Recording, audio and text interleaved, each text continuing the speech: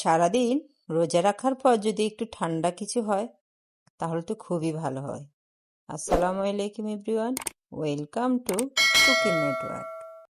এখানে আমি হাফ বাটি চিনি দিয়েছি, আর এগুলোকে আমি একটু লাল করে ক্যারামেল করে ফেলবো।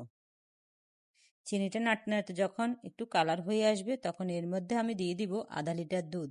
ভয়ের কোনো কারণ নেই, যখন আমি এই দুধটা ঢালবো তখন এই ক্যারামেলটা শক্ত হয়ে যাবে, তো গরম অবস্থায় নাড়তে নাড়তে এই ক্যারামেলটা ছুটে যাবে। তারপর দিয়ে দিচ্ছি আমি 2 টেবিল চামচ গুঁড়ো দুধ। নাড়তে নাড়তে যখন ঘন হয়ে আসবে তখন আমি এটাকে নামিয়ে ফেলবো। এখন আমি 3টে ডিম ব্লান্ডার করে নেব। ব্লান্ডার হয়ে গেলে আমি এই ডিমের মিশ্রণটা দুধের সাথে মিশিয়ে নেব। এবার দুধের মিশ্রণটা আমি যে বাটিতে ফুটিংটা বসাবো ওই বাটিতে ঢেলে দেব। তারপর একটা ফয়েল পেপার দিয়ে আমি এটাকে মুড়িয়ে নেব।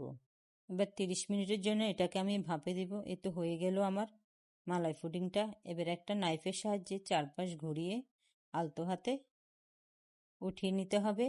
ভয়ের কোনো কারণ নেই, কারণ এই পুডিংটা অনেকটাই শক্ত হয়েছে, দেখলেই বুঝতে পারবেন আপনারা। এই তো হয়ে গেল কলিজে ঠান্ডা করা মন মতো একটা পুডিং।